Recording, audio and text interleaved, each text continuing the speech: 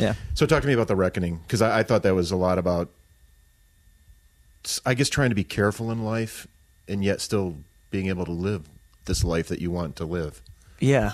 We were at a pretty crazy time in the band.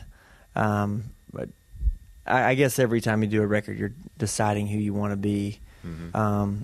And there was just a lot of influences at the time from the label to kind of push for something bigger. We were on a major tour with opening for Taylor Swift, and we kind of felt like a lot of things were coming to the surface and kind of coming to head. And for a while we tossed around. I was in favor of doing the rap thing, and nice. titling the record and misspelling it instead of The Reckoning, right, with an R, correctly. I was gonna just because there was a song that actually didn't make the record, and we put it on a EP later on called Disaster Road, mm-hmm. and Drive All Night. Yeah. And so The Reckoning, it kind of made sense to me because we were really struggling. Like it was the hardest record we've ever made.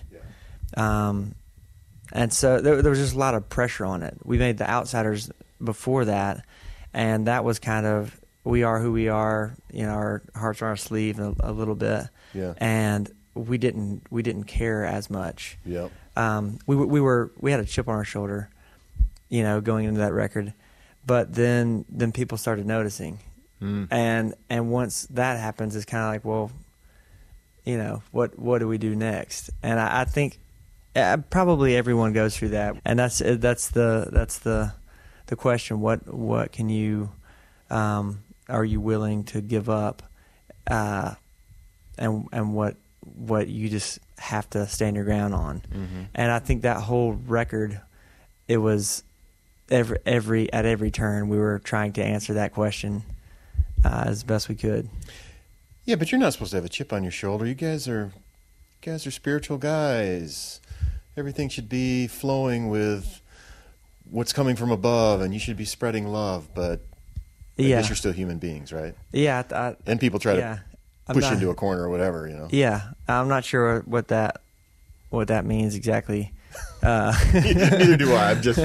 I'm sort of banging your balls on that, right? But it's like, but what I mean. But sometimes I think that when I think of myself, I think, well, I should be a nicer guy than this. But wait a minute, I'm kind of getting run over here. Yeah, what I mean? Definitely. There's a fine line, I guess, between being humble and meek and taking something that you feel like you deserve.